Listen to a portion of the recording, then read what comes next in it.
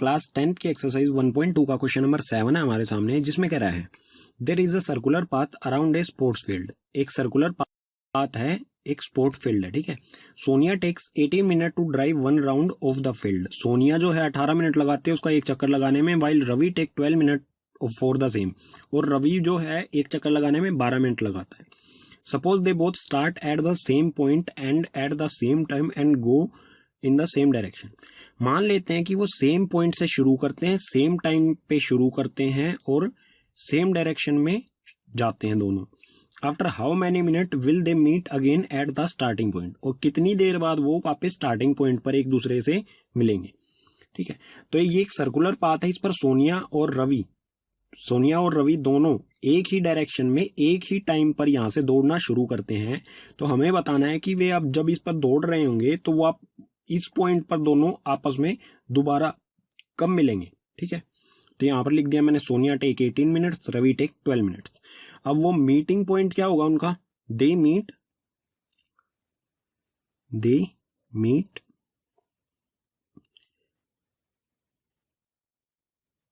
After LCM of 18 and 12।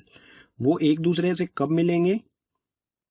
वापस उसी point पर LCM निकालना पड़ेगा हमें इसका 18 और 12, मतलब जो भी वो टाइम ले रहे हैं उन दोनों का LCM, ठीक है। तो LCM निकाल लेते हैं 18 का LCM और इसके सामने लिख दूंगा, ठीक है मैं, जो भी 18 के प्राइम फैक्टर्स होंगे और इसके 12 के।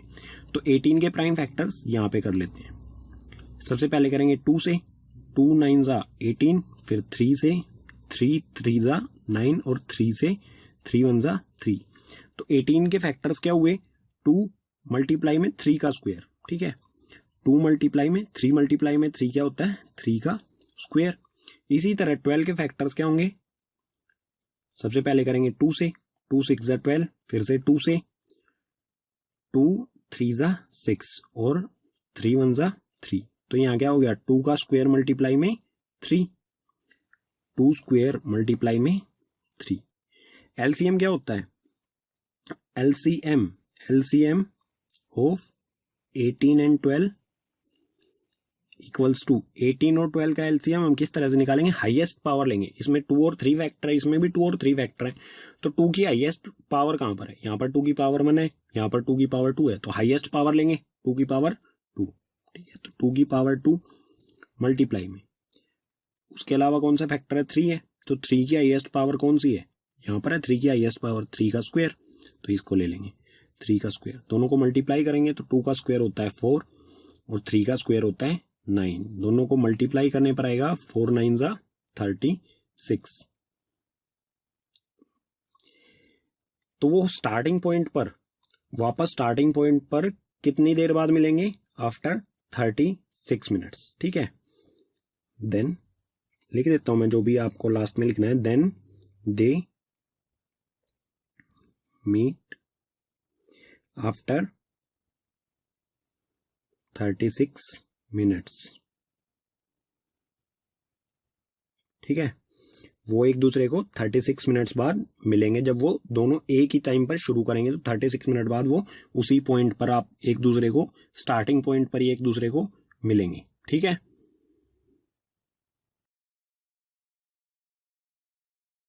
क्लास 10 की एक्सरसाइज 1 की थ्योरम 1.3 है हमारे सामने, जिसमें कह रहा है let P be a prime number if P divides A square then P divides A where A is a positive integer.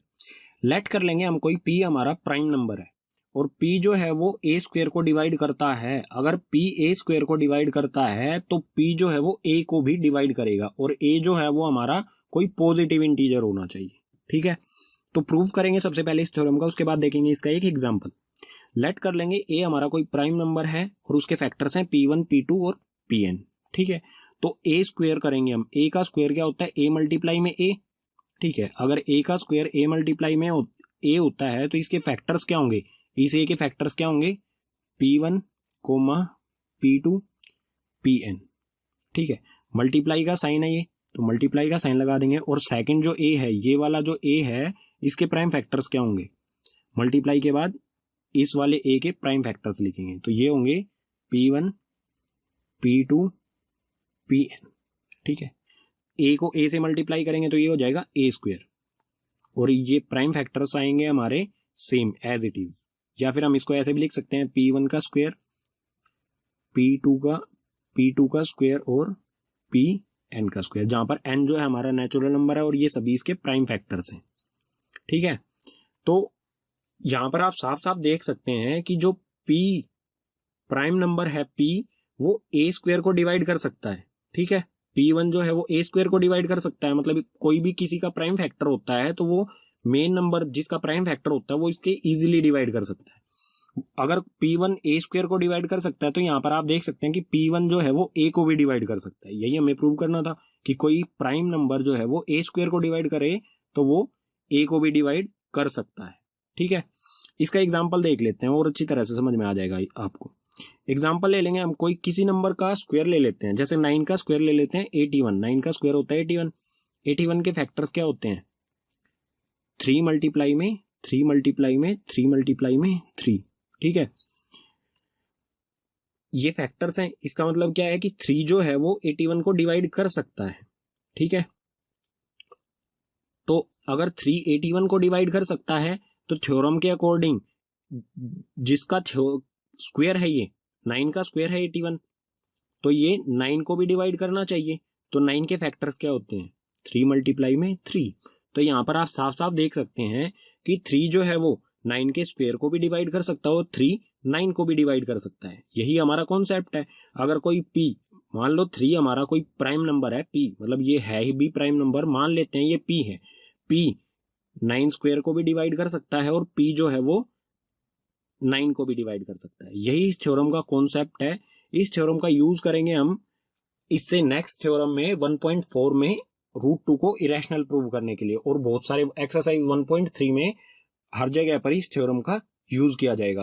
10th की एक्सरसाइज 1 की थ्योरम 1.4 है हमारे सामने, जिसमें हमें प्रूव करना है √2 इज इरेशनल। √2 को इरेशनल प्रूव करना है, तो इसको प्रूव किया जाता है कॉन्ट्राडिक्शन मेथड से। ठीक है, तो शुरू करते हैं प्रूफ पे। लेट कर लेंगे, let us assume the contrary that √2 is rational. बिल्कुल, अगर हमें इसे रैशनल प्रूव करना है तो बिल्कुल इसका अपोजिट लेट कर लेंगे कि √2 जो है वो है रैशनल। अगर √2 रैशनल है तो √2 किसके इक्वल होगा? √2 equals to a by b. ये फ्रैक्शन की फॉर्म में होगा, जहां पर b जो होगा वो हमारा not equals to 0, b not equals to 0 and a and b, जो a और b होंगे वो क्या होंगे? हमारे coprimes. a and b are coprimes. Coprimes कौन से नंबर्स होते हैं? जिनका HCF 1 होता है, या फिर हम ये कह सकते हैं कि a और b इनके कॉमन फैक्टर सिर्फ 1 होगा, 1 के अलावा इनका कोई भी कॉमन फैक्टर नहीं होगा। इसे रीअरेंज करेंगे इक्वेशन को, b को दूसरी साइड लेके जाएंगे तो ये हो जाएगा √2b इक्वल्स टू a। ठीक है, अब करेंगे स्क्वेयरिंग, दोनों साइड करेंगे स्क्वेयर। ठीक है, तो स्क्वेयरिंग बोथ साइड, दोनों साइड स्क्वेयर करेंगे तो √2 का स्क्वायर क्या होगा? √2 का स्क्वायर हो गया 2, b का स्क्वायर करेंगे तो b स्क्वायर, और a का स्क्वायर करेंगे तो a स्क्वायर। तो ये हमारी इक्वेशन आई। इससे हम क्या कंक्लूजन निकाल सकते हैं कि a स्क्वायर जो होगा, a स्क्वायर के फैक्टर्स क्या होंगे? 2, यानी कि a स्क्वायर जो है वो 2 से डिविजिबल होगा। ठीक है, तो लिखते हैं a square is divisible by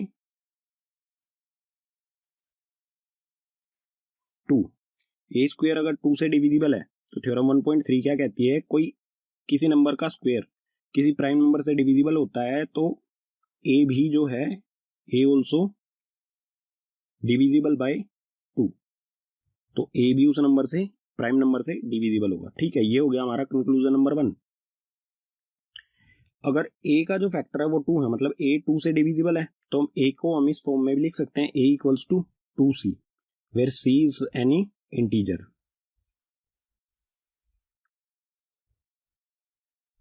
c हमारा कोई यहाँ पर इंटीजर होगा, positive integer.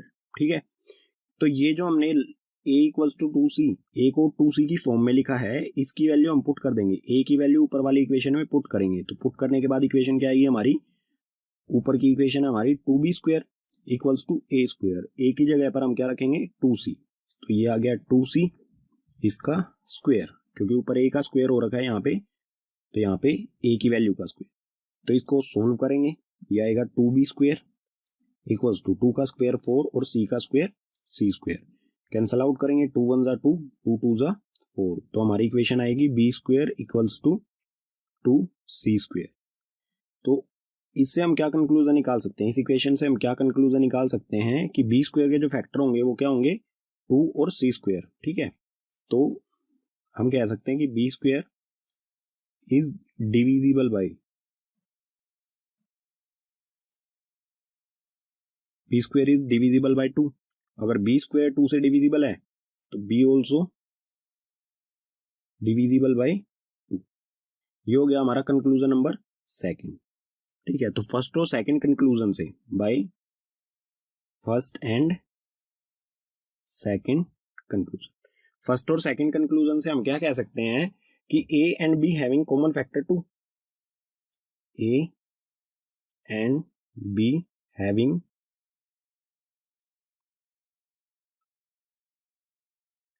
Common factor, A और बी जो हैं उन दोनों के कॉमन फैक्टर, यहाँ पर बी का फैक्टर 2 है और यहाँ पर ए का फैक्टर भी 2 है, तो ए और बी के जो दोनों का कॉमन फैक्टर क्या होगा 2, दोनों का कॉमन फैक्टर है 2।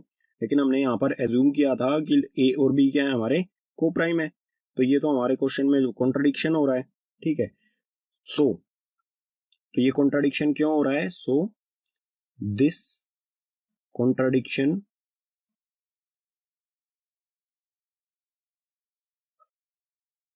is arisen because of our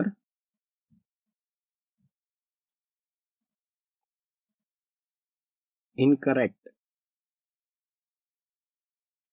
assumption। ये विरोधाभास जो नजर आ रहा है हमें यहाँ पर तो ये को प्राइम में है और यहाँ पर इनका कॉमन फैक्टर अगर 2 आ जाता है तो वो को प्राइम नहीं रहेंगे। तो ये विरोधाभास जो नजर आ रहा है हमें क्वेश्चन में वो किस लिए है, क्योंकि हमने यहाँ पर ये √2 को जो रैशनल एज्यूम किया है ये गलत किया है। तो √2 इरेशनल नहीं है तो हम कंक्लूजन निकाल सकते हैं अगर रैशनल नहीं है कोई नंबर तो वो क्या होगा इरेशनल, देयरफॉर √2 इज इरेशनल। ठीक है, ये हो गई हमारी थ्योरम प्रूव्ड। ठीक है, कॉन्सेप्ट को समझना है आपको, सिंपल कॉन्सेप्ट है, एक बार अगर आपको समझ में आ जाता है तो इजीली इस तरह के क्वेश्चन आपके हो जाएंगे। ठीक है, होमवर्क में ये क्वेश्चन सोल्व करने के साथ साथ में आपको एक्सरसाइज फर्स्ट का example 9 and example 10 and example 11 ये भी अच्छे से समझना है, इनको नोटबुक में लिखना है। कल से आपकी एक्सरसाइज 1.3 स्टार्ट हो जाएगी।